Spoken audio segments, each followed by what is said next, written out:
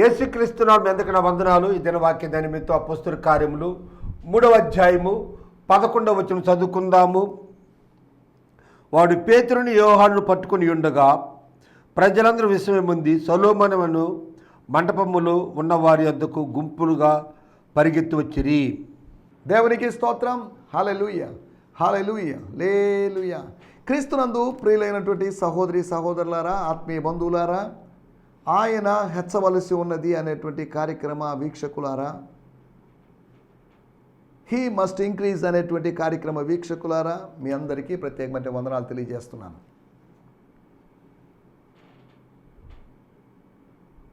ఈ ఉదయకాలము మరొక పర్యాయము దేవుని వాక్యాన్ని చేతపట్టుకొని మీ ముందుకు రావడానికి, లేకపోతే ఈ టీవీలో ఇలా కనిపించడానికి దేవుడిచ్చిన మంచి అవకాశాన్ని బట్టి నేను దేవుని స్తుతిస్తున్నాను.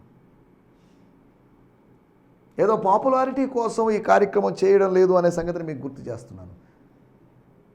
ఒక మందిరం యొక్క, ఒక సిద్ధాంతం యొక్క, లేకపోతే ఒక వ్యక్తి యొక్క పబ్లిసిటీ కోసం కాదు, ప్రభు నామం ప్రచురించబడాలి, సత్యము తెలియజేయబడడం కోసమే ఈ కార్యక్రమం. ఆయన హెచ్చవలసి ఉన్నది అంటుండగానే ఆయన మాత్రమే హెచ్చవలసి ఉన్నది, ఆయననే మేము హెచ్చిస్తాం, అందరినీ హెచ్చించలేము. యేసును మాత్రమే, హెచ్చించబడడానికి యోగ్యుడైనటువంటి యేసును మాత్రమే హెచ్చిస్తాం. మిగతా వాళ్ళని హెచ్చించాల్సినటువంటి అవసరత లేదు. స్తోత్రం, హల్లెలూయా. ఈ సమయంలో రండి మనం దేవుని మాటలు విందాం. నిన్న మనం కొన్ని విషయాలు ఆలోచించాం. ప్రతిరోజు మనం దేవుని వాక్యం వింటూ ఉన్నాం. మీ పిల్లలు నిద్ర లేచిన తర్వాత వాళ్ళకు ఒక అలవాటు చేయాలి. మీరు బాబు ప్రార్థన చేసుకోండి, ప్రభుతో మాట్లాడండి, వాక్యాన్ని చదవండి.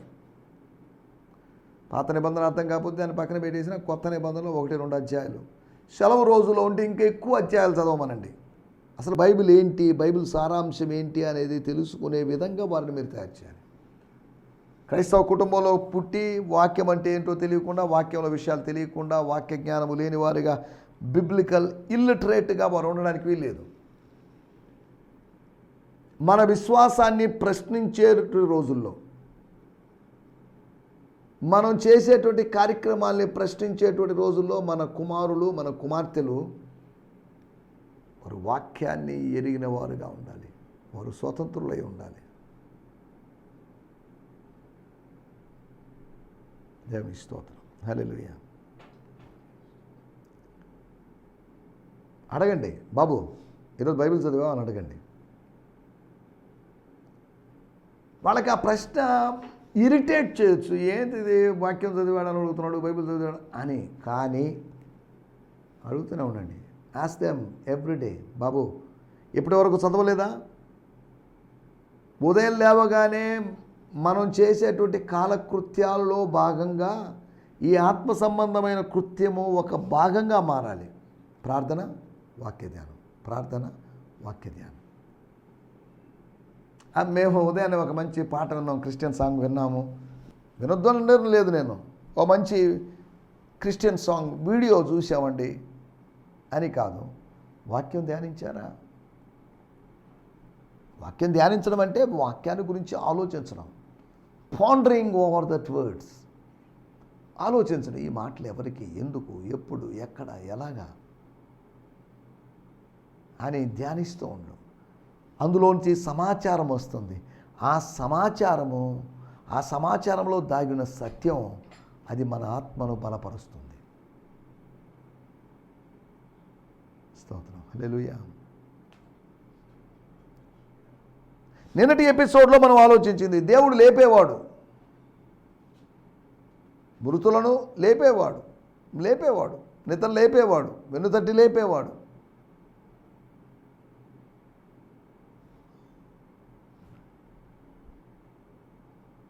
యెరూషలేములోని ఆ పెద్ద దేవాలయములోని, సొలొమోను దేవాలయం, హేరోదు దేవాలయం అని చెప్పబడిన దేవాలయంలోని ఉన్నటువంటి ద్వారాల్లో ఉన్నటువంటి ఒక ద్వారమైనటువంటి శృంగారము, సౌందర్యం అనబడినటువంటి ద్వారము దగ్గర, ఆ ద్వారము గుండా దేవాలయంలో ప్రవేశించడానికి, లోపలికి వెళ్ళి దేవుణ్ణి ఆరాధించడానికి వాళ్ళకొక పిలుపు, ప్రేరణ దేవుడు అనుగ్రహించాడు. వాళ్ళు లేపాడు దేవుడు.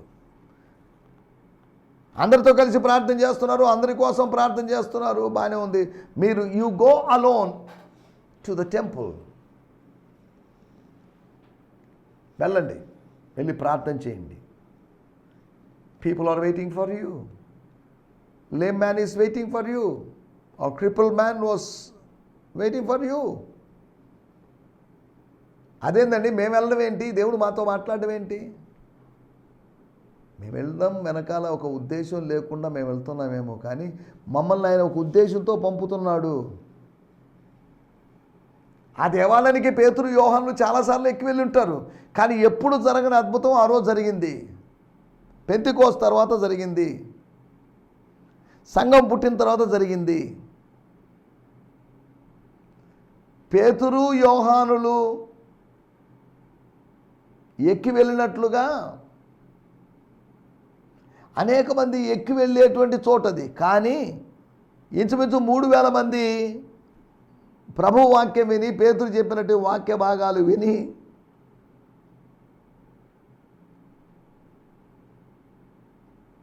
మారు మనసు పొంది బాప్తిజం పొందుకొని యూదా మతాన్ని వదిలిపెట్టారు. పేతురు, యోహానులాగా దేవాలయం ఎక్కిపోయిన వాళ్ళు ఎవరు లేరు, వాళ్ళు మాత్రమే ఎక్కెళ్ళారు, మిగతా వాళ్ళు ఎవరు ఎక్కి వెళ్ళడం లేదని నేను అనలేదు.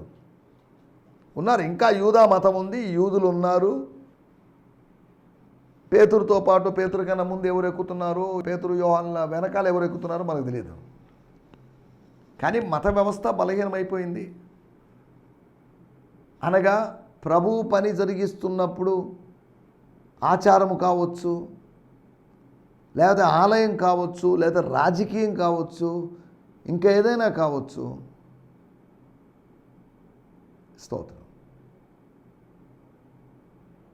అవన్నీ నిర్వీర్యమైపోతాయి. దేవుని స్తోత్రం, హల్లెలూయా.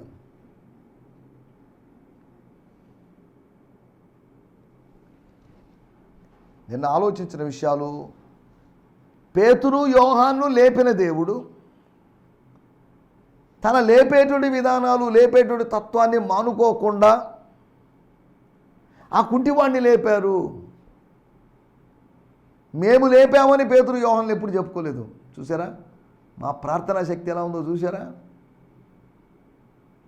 మాలో ఉన్నట్టు యేసు శక్తి, మాలో ప్రవహించిన శక్తి ఎంత గొప్పదో చూసారా? మేము చేసామని చెప్పుకోలేదు. మాట్లాడువారు మీరు కాదు, అయినప్పుడు అద్భుతములు చేసేది కూడా మీరు కాదు. వక్తలైనా ప్రవక్తలైనా మాట్లాడేవారు మీరు కాదు. ఒకళ్ళ అద్భుతాలు మీ ద్వారా జరిగించుండొచ్చు, కానీ మీరు కాదు జరిగించింది. మీ ద్వారా జరిగాయి, కానీ జరిగించింది మాత్రం వేరొక ఆయన జరిగించాడు. ఆయన పేరు యేసు. ఆయన మన మధ్యలో లేడు. అంటే ఇప్పుడు లేడని కాదు, అప్పట్లో లేడు, ఆరోహణమై వెళ్ళిపోయాడు. ఆయన తండ్రి కుడి పార్శ్వమున కూర్చున్నాడు. ఆయన లేడంటే అసలు లేడని కాదండి, ఆయన పరలోకమందు కూర్చుని ఉన్నాడు. తండ్రి కుడి పార్శ్వమున ఉండడానికి చేర్చుకోబడ్డాడు. స్తోత్రం, హల్లెలూయా. ప్రజలను ఆశీర్వదించడానికి పుత్రుణ్ణి లేపాడు, పరిచారకుణ్ణి లేపాడు, యేసును లేపాడు. ప్రియ కుమారుడు, ప్రియ పరిచారకుడైనటువంటి యేసును లేపాడు. పేతురు, యోహాను లేచారు ప్రార్థన కోసం. ఆ కుంటివాడు లేచాడు ప్రార్థనా మందిరంలో తిరగడం కోసం. ప్రభువు లేచింది ప్రజలందరూ ఆశీర్వదించబడాలి. ఆ కుంటివాడు కూడా ఆశీర్వదించబడాలి, ఆత్మీయంగా ఆశీర్వదించబడాలి. దానికోసం దేవుడు తన సేవకుడైనటువంటి యేసును లేపాడు. తర్వాత చివరిగా మనం ఆలోచించిన విషయము, పేతురు ప్లస్ మిగతా 11 మంది, అనగా 1 + 11 12 మంది లేపబడ్డారు బోధించడానికి, ప్రజలకు ప్రభు చిత్తాన్ని తెలియజేయడానికి, ప్రసంగించడానికి. స్తోత్రం, హల్లెలూయా. అనగా దేవుడు లేపుతున్నాడు, లేపేటుడి దేవుడు. దేవుడు పడద్రోసే దేవుడు కాదు, దేవుడు లేపే దేవుడు. పడద్రోసే మనుషులు ఉన్నారు, పడద్రోసేటువంటి దురాత్మలు ఉన్నాయి. కానీ పడిపోయిన వాళ్ళను కూడా లేపి పునర్నిర్మాణము జరిగించేటువంటి దేవుడు, మరలా నిర్మాణం జరిగించేటువంటి దేవుడు. హల్లెలూయా. మనం ఆలోచిస్తున్న విషయాల్లోకి వచ్చేద్దాం. ఇవి దేవుడు లేపే దేవుడు అని నిన్న మనం ఎపిసోడ్లో మాట్లాడుకున్నాం. దేవుడు ఈ 4 ఉదాహరణలు మాత్రమే కాదంటే మన జీవితంలో ఉదాహరణలు లేవా? పడిపోయిన మనల్ని లేపిన సందర్భాలు లేవా? చాలాసార్లు పడిపోయాం, లేపలేదు ఆయన. నా కాలు జారినని నేను అనుకున్నగా యెహోవా నీ కృప నన్ను బలపరుచుతున్నది. పడిపోతాము అనుకున్న సమయంలో లేపింది ఆయనే కాదు. మనంతటా మనమే లేవలేదు. మనంతటా మనం లేచామనుకోండి, నేను వీరుణ్ణి, సూర్యుడిని, జ్ఞానిని అని చెప్పుకునే అవకాశం ఉంది. నేను లేవలేదు, ఆయన లేపాడు. స్తోత్రం, హల్లెలూయా. మనల్ని లేపగలిగిన దేవుడు, మన తలను పైకెత్తగలిగిన దేవుడు. స్తోత్రం. వీటి గురించి మనం నిన్న మాట్లాడుకున్నాం. రండి, ఈ దినము కొరకే ఏర్పాటు చేయబడిన లేఖన భాగం అంటే మూలవాక్యం. The key words for our today's meditation is from the book of Acts of Apostles, 3rd chapter, 11th verse. అపోస్తల కార్యములు 3వ అధ్యాయము 11వ వచనం. వాడు పేతురుని యోహాను పట్టుకుని ఉండగా ప్రజలందరూ విస్మయం ఉంది. సొలొమోను మంటపంలో ఉన్న వారి ఎదుకు గుంపులుగా పరిగెత్తి వచ్చింది. దేవుని స్తోత్రం, హల్లెలూయా. బ్రియాన్ సిమ్మన్స్ గారి తర్జుమాలోంచి, ప్యాషన్ ట్రాన్స్లేషన్లోంచి నేను చదువుతున్నాను. dumbfounded over what they were witnessing. వారు దేనికి సాక్షులుగా ఉన్నారో, వారు దేనికి ప్రత్యక్ష సాక్షులయ్యారో, వారు దేని గురించి సాక్ష్యం ఇవ్వగలరో, the crowd ran over to Peter and John.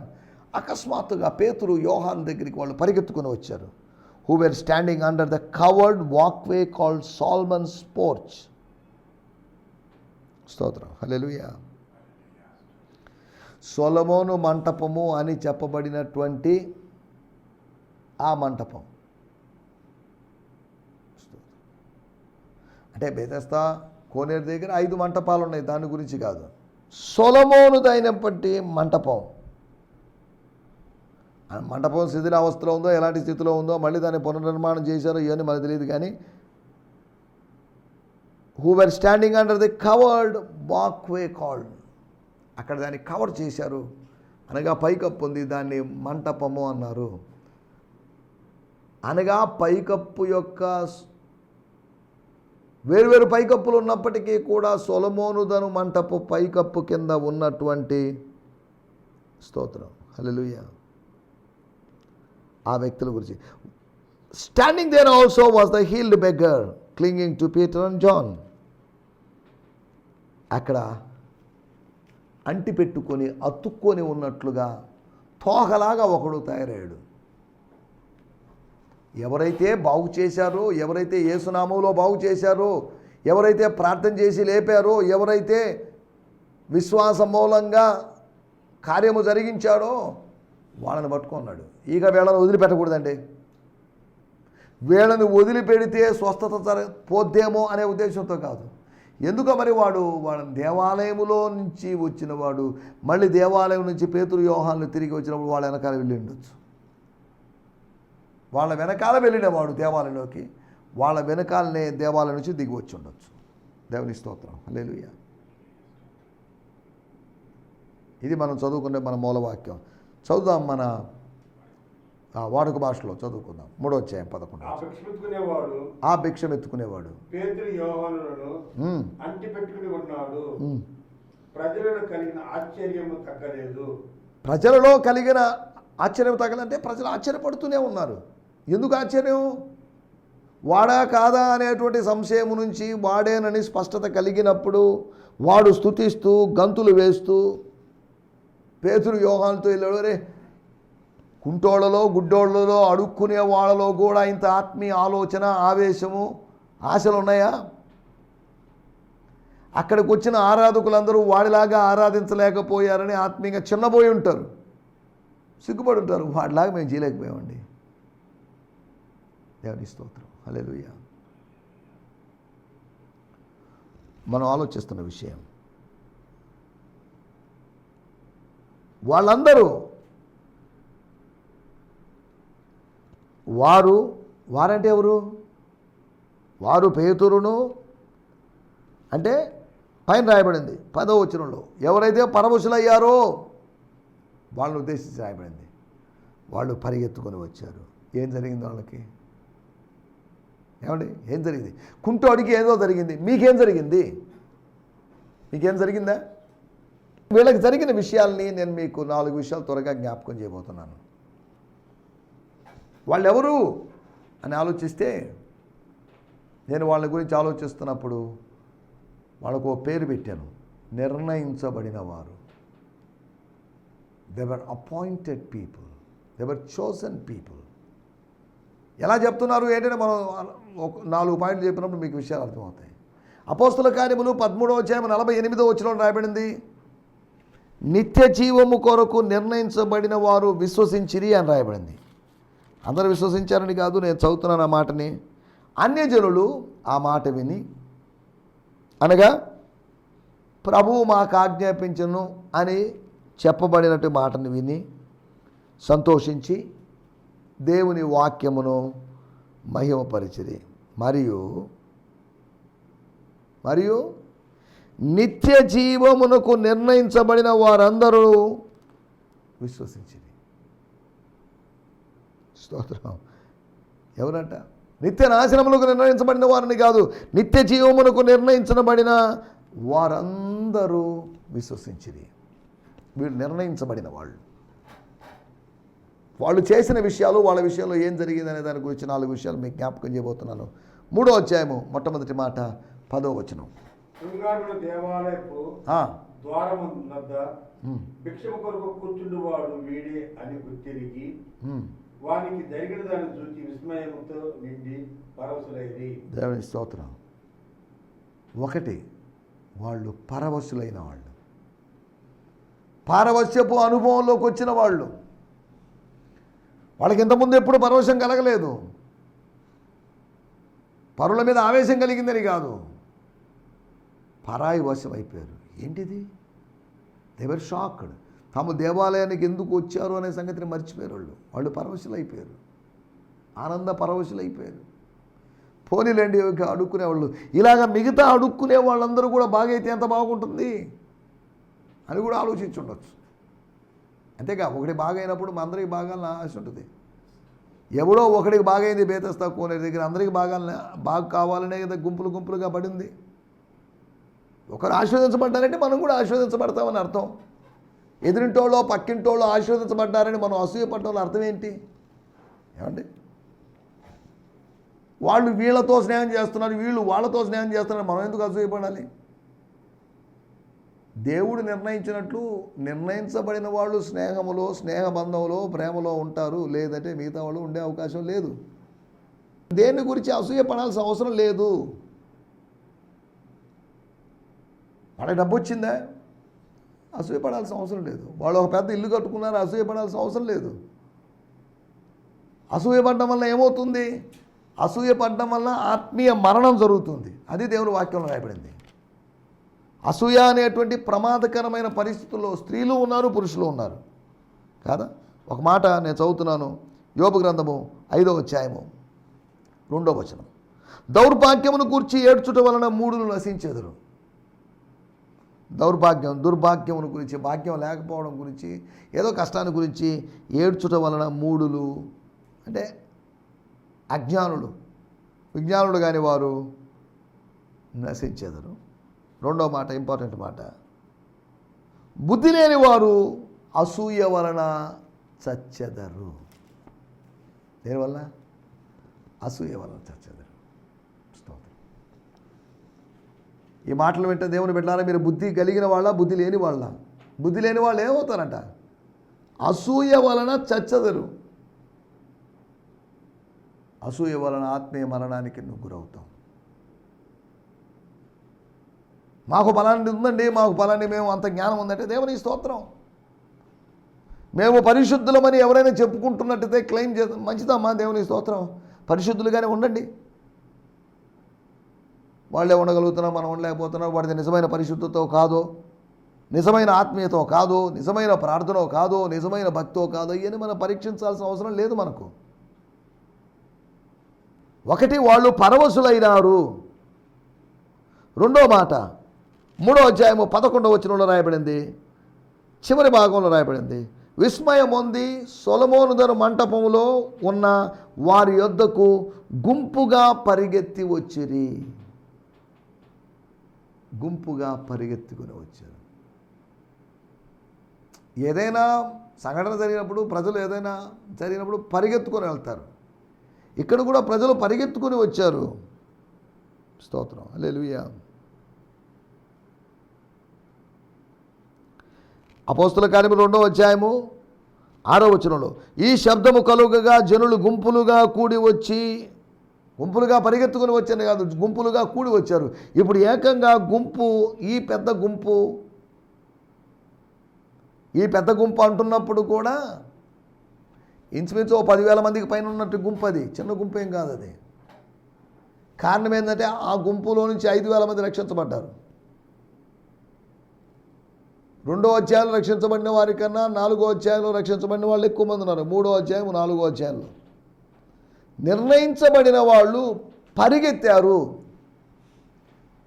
Ryan అవే అని కాదు, they run towards the ministers of God. దేవుని సేవకుల దగ్గరికి పరిగెత్తారు. దేవాలయంలోకి పరిగెత్తారని కాదు, దేవుని సేవకుల దగ్గరికి పరిగెత్తారు. దైవజనుల దగ్గరికి, ప్రార్థించే వారికి, సువార్త ప్రకటించే వారి దగ్గరికి వాళ్ళు పరిగెత్తారు. మీ స్థానిక సంఘ కాపరి దగ్గరికి పరిగెత్తుకొని వెళ్తారా? అంటే పరిగెత్తుకొని వెళ్తారంటే త్వరగా వెళ్ళడం అనే ఉద్దేశంతో, ఆశగా వెళ్ళడం అనే ఉద్దేశమే. అలాగని మీరు పెద్దవారు కూడా ఈరోజు టీవీలో చెప్పారు పరిగెత్తుకుని వెళ్ళాలని, మీరు మందిరానికి పరిగెత్తుకుని వచ్చి ఎక్కడైనా దారిలో పడిపోయి మళ్ళీ సమస్యలు తెచ్చి మీ టీవీ కార్యక్రమం వల్లే కదా మేము ఇలా పరిగెత్తి పడిపోయామని చెప్పద్దు. వాళ్ళు పరిగెత్తుకుని వచ్చారు. స్తోత్రం, హల్లెలూయా. నిర్ణయించబడిన వారికి ఏం జరిగింది? 1, పారవశ్యపు అనుభవం కలిగింది. 2ది, పరిగెత్తేటువంటి వాళ్ళుగా మారారు. ఇంకా వాళ్ళు జీవితాంతం పరిగెత్తుతూనే ఉన్నారని కాదు, లైఫ్ లాంగ్ వాళ్ళు పరిగెత్తుతూనే ఉన్నారని కాదు, ఈ సంభవాన్ని బట్టి, ఈ సంఘటనను బట్టి, ఈ ఆశ్చర్యకరమైన కార్యాన్ని బట్టి వాళ్ళు పరిగెత్తారు. ఎవరి దగ్గర పరిగెత్తున్నావు? దైవజనుల యుద్ధ నుంచి పరిగెత్తున్నావా? దైవజనుల యుద్ధకు పరిగెత్తున్నావా? ఎందుకంటే ఆ పాస్టర్ దగ్గరికి వెళ్దాం, ఆ మనిషి దగ్గరికి, ఆ దైవజనుడి దగ్గరికి ఎందుకు వెళ్దాం అని అనుకుంటున్నావేమో. మనం ఆలోచిస్తున్నట్టు విషయం.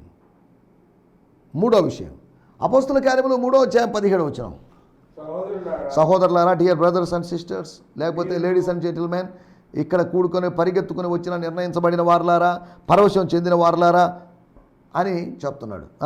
మీరు మీ అధికారులు, మీ కొంతమంది అధికారులు ఉన్నారు, అధికారులు లేనోళ్ళు కాదు, అధికారం కింద ఉన్నవాళ్ళు, అధికారానికి లోబడిన వాళ్ళు, మీరు మీ అధికారులు ఎవరి స్తోత్రం, హల్లెలూయా. ఏం చేశారు వాళ్ళు అనే దాని గురించి ఇంతకుముందు కూడా మనం మాట్లాడుకున్నాం. 14వ వచనంలో రాయబడింది, 15వ వచనంలో, మీరు జీవాధిపతిని చంపితిరి కానీ దేవుడు ఆయన మృతుల్లోంచి లేపాను, దీనికి మేము సాక్షులం. ఏం జరిగింది అక్కడ? వాళ్ళు ఏం చేశారు? ఏం పాపం చేశారు? వాళ్ళు పాపం చేశారు. ఏం పాపం? ఆయన అప్పగించడం, ఆయన సిలువకు అప్పగించడం, ఆయన సంహరించడం, ఆయన్ని గాయపరచడం, ఆయన వీపు మీద గుద్దులు గుద్దడం, ఆయన గడ్డము పేకడం, ఆయన ప్రవచించమని అడగడం. ఈ అల్లరిమోక చేసిన పని అది. నిర్ణయించబడిన వారు చేసినట్టు పనుల్లో వాళ్ళు పాపం చేశారు. అవునండి, నిర్ణయించబడిన వాళ్ళు ఎలా పాపం చేస్తారు అని అంటారేమో. ఈ సఖ్యమైతే ఏర్పరచబడిన వారిని సైతము మోసపుచ్చడానికి అపవాది సూచక్రియలను చేస్తాడని దేవుని వాక్యం రాయబడింది. దేవుని స్తోత్రం, హల్లెలూయా. నిర్ణయించబడినటువంటి కొంతమంది, నిర్ణయించబడినటువంటి 5,000 మంది. స్తోత్రం, హల్లెలూయా. వాళ్ళు పాపం చేశారు. మీరొక్కరే కాదు, మీరు మీ అధికారులు కలిసి. 4వ విషయాన్ని నేను చెప్పి ముగిస్తాను. అపోస్తుల కార్యములు 4వ అధ్యాయము 4వ వచనం. ఏం వాక్యం? ఎప్పటి వాక్యం? వారు ప్రజలతో మాట్లాడుతుండగా అనగా 3వ అధ్యాయం యొక్క కంటిన్యూషన్ అది, 3వ అధ్యాయం యొక్క కొనసాగింపే అది. ఇంకా వేరొక చోట జరిగిన సంఘటన కాదు. ఆ స్వస్థతను ఆధారంగా చేసుకుని సువార్త ప్రకటించే అవకాశం దొరికింది. అక్కడ రాయబడిన 4వ వచనం, వాక్యము వినిన వారిలో అనేకులు నమ్మిరి. వారిలో పురుషుల సంఖ్య ఇంచుమించు 5,000 మంది. 5,000 మంది. 5,000 మందికి 5 రొట్టెలు 2 చేపలు పంచినట్టు సంఘటన మనకు తెలుసు. అంటే పేతురు కూడా ఇలా చేశాడు నేను అనడం లేదు. వాక్యాన్ని పంచిపెట్టారు వాళ్ళకి. వాళ్ళకు సహవాసాన్ని ఇచ్చి ఉండొచ్చు. స్తోత్రం, హల్లెలూయా. 4వ విషయం, ఈ ఏర్పరచబడిన వారు ఏం చేశారు? అదే నిర్ణయించబడిన వారు ఏం చేశారు? వాళ్ళు ప్రభువుని నమ్మారు. నమ్మలేదా? వారిలో అనేకులు నమ్మిరి. ఈ అనేకులు అంటే ఎంతమంది? 5,000 మంది. అనేకులు అంటే కేవలం 5,000 మంది అనే కాదు, అనగా 3,000 మంది చేర్చబడిన దానికన్నా ఇంచుమించు డబల్ కాదు, ఇంచుమించు హాఫ్ కన్నా ఎక్కువ, అంటే దానికన్నా ఎక్కువ 2,000 మంది అదనంగా రక్షించబడ్డారు. అనవసరంగా రక్షించబడ్డారని కాదు, అదనంగా రక్షించబడ్డారు. మనం ఆలోచిస్తున్న విషయాలు. నిర్ణయించబడిన వారు పరవశులైపోయారు, నిర్ణయించబడిన వారు పరిగెత్తారు, నిర్ణయించబడిన వాళ్ళు పాపం చేశారు. అదేదో శుభవార్త చెప్పుకుంటున్నా మనం చెప్పుకోవడం లేదు. వాళ్ళు పాపం చేశారు, వాళ్ళ పాపానికి పరిష్కారం దొరికింది. చివరికి ఏం జరిగింది అంటే ప్రభువును వాళ్ళు నమ్మారు. నిత్య జీవమునకు నిర్ణయించబడిన వారు దేవుని నమ్మారు అని రాయబడింది. ఇక్కడ దేవుని నమ్మారు వాళ్ళు 5,000 మంది. దేవుని స్తోత్రం, హల్లెలూయా. కాబట్టి మనం కూడా నిర్ణయించబడిన వాళ్ళం కనుక మన జీవితంలో కూడా పాపం చేసే అనుభవం లేకుండా పరవశులైపోయి పరిగెత్తి ప్రభువుని నమ్మేటువంటి అనుభవంలో మనం ముందుకు సాగడానికి ప్రభువు మనకు సహాయం చేయను గాక. ఆమేన్, హల్లెలూయా, హల్లెలూయా. అందరికీ వందనాలు. ఈ సందేశము మీకు ఆశీర్వాదకరంగా ఉందని నమ్ముచున్నాము. ప్రార్థనా అవసరతల కొరకు మమ్మల్ని సంప్రదించవలసిన మా చిరునామా గిద్యోన్ మిషన్ చర్చ్, 6వ వీధి, శాంతినగర్, నెల్లూరు 4, ఆంధ్రప్రదేశ్. పిన్ 524004. మా ఫోన్ నంబర్లు 7036443613 మరి ఒక నంబర్ 9392293010. మా ఈమెయిల్ ఐడి gfihmi2015@gmail.com. దేవుడు మిమ్మును ఆశీర్వదించునుగాక. ఆమేన్.